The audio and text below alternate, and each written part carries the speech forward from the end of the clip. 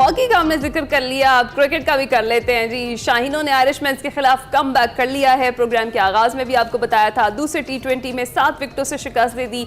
बाबर आजम ने बतौर कप्तान मुख्तसर फॉर्मेट में सबसे ज्यादा फतुहात समेट ली हैं और डबलिन में खेले गए मैच में पाकिस्तान ने 194 रन का हदफ 3.1 ओवर पहले ही हासिल कर लिया। बड़ी बात है जी, हासिल कर लिया। हम तो डर गए थे, प्रोग्राम के शुरू में भी मैंने बात की, जिस तरह हमारा फॉल ऑफ विकेट हुआ। I think first was fallen at 6 and then 13 पे दूसरी विकेट, और बाबर आजम आउट होते हैं जब तो वैसे ही हमें लगता है कि अब तो टीम जैसे अब तो साया उठ गया ना सर से, जैसे बाप का साया उठ जाता है, बच्चे बेचारे परेशान हो जाते हैं, ऐसा होता है बाबर का। लेकिन फिर कल प्रूव किया रिजवान ने, अपना एक्सपीरियंस दिखाया। फखर जमान ने बहुत जबरदस्त अपना एक्सपीरियंस दिखाया। 75 रन की नाकाबिल शिकस्त इनिंग्स खेली, 4 छक्के 7 चौके लगाए। फखर जमान ने 6 छक्कों और 6 चौकों की मदद से 78 रन स्कोर किए। उन्होंने भी, उनका जो स्ट्राइक रेट था दैट्स बीन ऑलमोस्ट 200 के नज़दीक उनका स्ट्राइक रेट भी रहा। इसी तरह आजम खान की भी बड़ी एक अच्छी मीनिंगफुल इनिंग्स थी उनकी, 10 गेंदों के ऊपर 30 रन की, जिसमें ज़बरदस्त किस्म के 4 छक्के शामिल थे।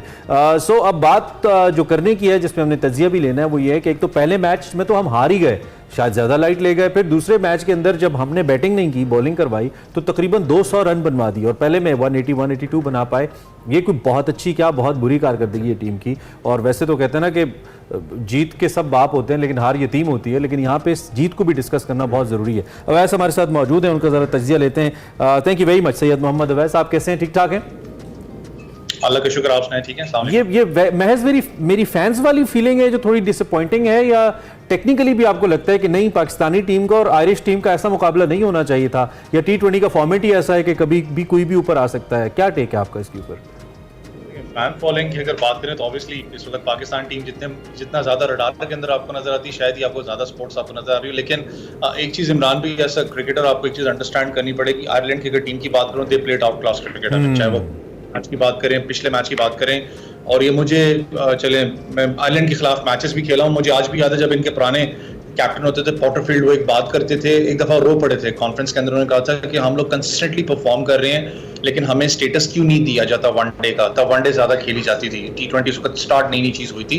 तो वो बता रहे हैं कि कितना कैपेबिलिटी उनकी टीम के अंदर मौजूद है। T20 के अंदर one of the best sides Ireland. अगर हम बात करें क्वालिफायर्स की बात करूं तो आपको जहां अफगानिस्तान नजर आता है, आपको वहीं आयरलैंड की टीम नजर आती है कि हमेशा टॉप ऑफ द लाइन वो नजर आती है। उनके बैट्समैन की बात करें, जिस तरीके से वो क्रिकेट खेलते हुए आए, कल नजर आया कि एग्रेसिव अप्रोच, जो बार बार हम इंटेंट की बात करते हैं, जो पाकिस्तान टीम में कमी महसूस होती है, वो आयरलैंड की टीम में आपको नजर आती है। लोग ये भी बात जरूर कर रहे हैं कि जी 250 स्कोर हो रहा है, चेज हो रहा है, लेकिन शायद उन लोगों को ये भी समझना चाहिए 250 स्कोर लीग के अंदर होता है।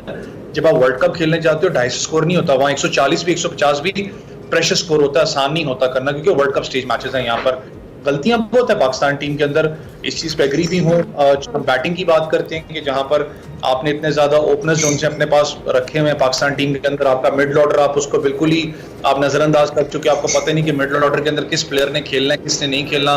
पेस बैटिंग की बात करें, पेस बैटिंग के अंदर कभी आप मोहम्मद आमिर को रेस्ट दे देते हो, कभी आपको चेंजेस करने लग पड़ते हो। तो बहुत सी चीजें इस वक्त पाकिस्तान टीम के अंदर चल रही है। जो एक प्रॉपर स्क्वाड जो आपने वर्ल्ड कप के लिए लेके जाना है, मैं फिर उस चीज पे जोर दूंगा कि इस सीरीज के बाद आपका स्क्वाड फिर चेंज होगा।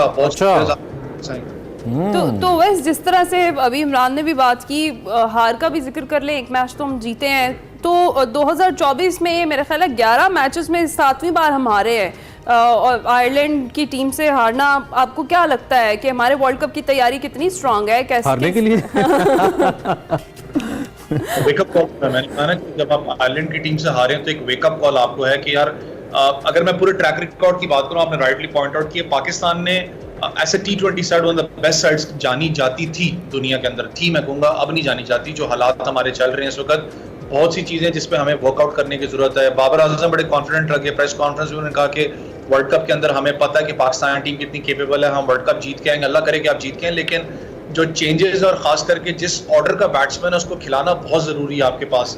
ओपनर्स आपके पास, साइम अयूब पे मैं क्रिटिसिज्म नहीं करना चाहता, लेकिन यार एक अगर आप साइम अयूब की कर लें थोड़ा, अब बनता है, तो आप नो लुक शॉट को इतना वो सर पे बिठा लिए कि आप ज्यादातर उसी एरिया के अंदर आप जहां पर स्लोअर बॉल रिसीव होती है वहीं अपना स्क्वायर लेग की तरफ हिट, डीप स्क्वायर लेग की तरफ हिट करने जाते हो, या मिड विकेट पे आप कैच आउट हो, ज्यादातर इनका पैराग्राफ वही नजर आपको आता है। मैं उस हक कि आप रिजवान और बाबर की जोड़ी को छेड़ते, आपने उसको छेड़ा, ठीक है, आप इनको लेके इनको चांसेस बहुत ज्यादा दिए। कि मिडल ऑर्डर की बात करें, आपके पास उस्मान खान मौजूद हैं, वो ज्यादा कंसिस्टेंटली परफॉर्म नहीं कर पाए। मैं बड़ा शौक था इस चीज में कि आपने दोनों मैचेस में उनको खिलाया ही नहीं आयरलैंड में, जहां पर आपने उनको कॉन्फिडेंस गेन करवाना था। आप उनको इस सिचुएशन में डालेंगे जहां पर आपको या तो डू एंड डाई सिचुएशन बन जाएगी या प्रेशर सिचुएशन होगी कि डू एंड डाई, जीतना या हारना है, आपने आयरलैंड के खिलाफ मैच खेलना है। तो एक प्रेशर सिचुएशन से गुजरता है। मिडल ऑर्डर की बात करें, अभी भी आपका अनस्टेबल मिडल ऑर्डर है। खुदा ना अगर बाबर जल्दी आउट होता है, रिजवान आपका जल्दी आउट होता है, फखर आउट हो जाता है, एक बात कर रहा हूँ, तो आपका मिडल ऑर्डर कौन लेके आगे चलेगा? आपको अभी तक कल हमने दो इतने सीनियर्स इकट्ठे हमने भेजे, वजीर दाखिला और चेयरमैन पीसीबी दोनों इकट्ठे कल चले गए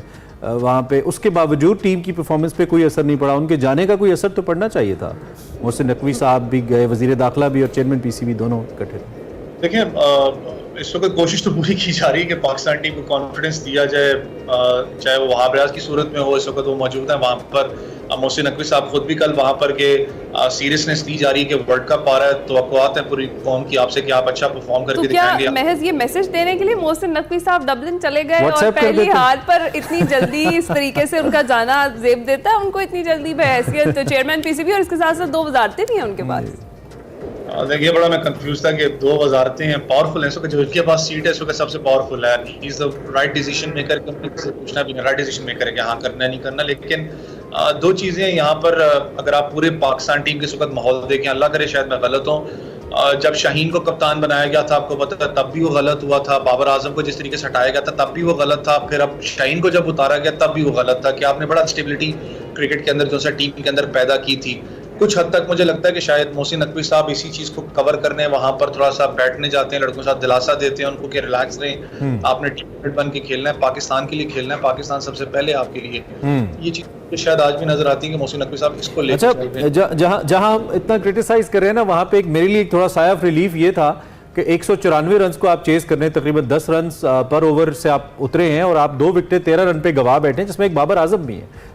उसके बावजूद टीम का कमबैक करना एक बड़ा मेरे लिए खुशाइन भी था एक लिहाज से, कि जब आपके जहन में ये हो कि नहीं हमने ये मैच किसी सूरत नहीं हारना, हमने ये सीरीज किसी सूरत नहीं हारनी, then you make a comeback और फिर आप फाइनल तक ले जाते हैं और अच्छा कंफर्टेबली जीत भी सकते हैं। तो ये कम से कम एक प्लस भी था कल के मैच में। वैसे देखें, प्लस पॉइंट्स तो हैं। मैंने कहा ना कि सबसे ज्यादा जीत भी इस वक्त बाबर आजम के पास ही मौजूद है। ऐसा कैप्टन का उन्होंने रिकॉर्ड भी अपने नाम किया, 45 के करीब है वो जीत हैं। अगर बात करूं टीम यूनिट की, तो एक चीज आप भी शायद इससे एग्री करेंगे कि जब आप वर्ल्ड कप या बड़े टूर्नामेंट्स के अंदर जाते हैं तो आप 2 प्लेयर्स के ऊपर नहीं चलते कि रिजवान और बाबर ही परफॉर्म करके देंगे तो हमारी टीम आगे लेके चलेगी।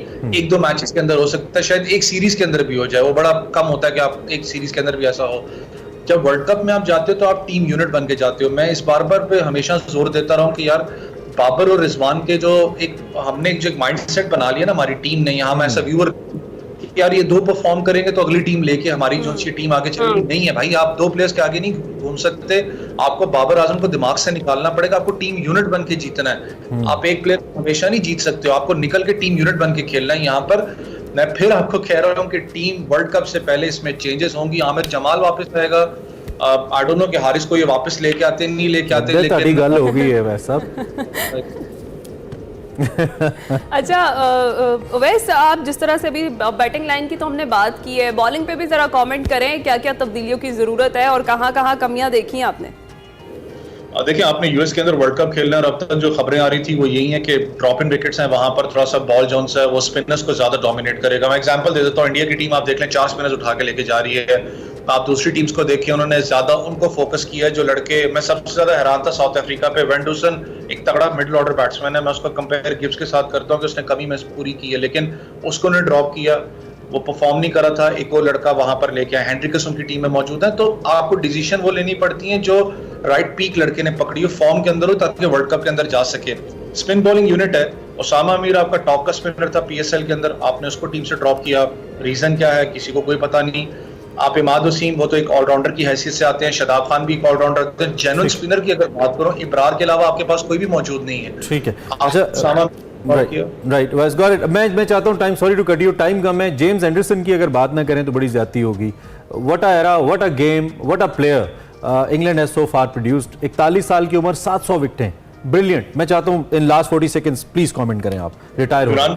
जो रिकॉर्ड है लिटरली अनब्रेकेबल है, क्योंकि जितनी क्रिकेट आपको पता तेज हो चुकी है और ज्यादा T20 हो चुकी है, रेड बॉल पे इस दफा ज्यादा लड़के फोकस करते नहीं है, दिस इज अनब्रेकेबल रिकॉर्ड। और जिस तरीके से एंडरसन का अगर बात करूं तो जब आए थे इंग्लैंड टीम में नए मुझे याद है उनको ज्यादा रेट किया जाता था white ball cricketer as compare to red ball cricketer. लेकिन जिस तरीके से उन्होंने अपने आप को रेड बॉल क्रिकेट के अंदर यूटिलाइज किया इंग्लैंड के लिए, इंग्लैंड ने उनको यूटिलाइज किया इस एज के ऊपर जाके, इतना फिट अपने आप को रखना नो डाउट लॉस है। सीरियसली 41 इयर्स ऑफ एज, ऐसा फास्ट बॉलर आपकी जो बॉडी है वो डिक्लाइन होना स्टार्ट होती है, ऐसा फास्ट बॉलर 32 के बाद थोड़ा सा डिक्लाइन होती है, लेकिन अब फिट रखना 42 इयर्स ऑफ एज पे जाके फिर उसके बाद 700 प्लस विकेटें लेना, मैं कह रहा हूँ इस एरा के अंदर ये अनब्रेकेबल रिकॉर्ड है, क्योंकि टी20 इतनी ज्यादा हो चुकी है, टेस्ट क्रिकेट होती कोई नहीं, इतनी ज्यादा लड़के उसको फोकस नहीं करते।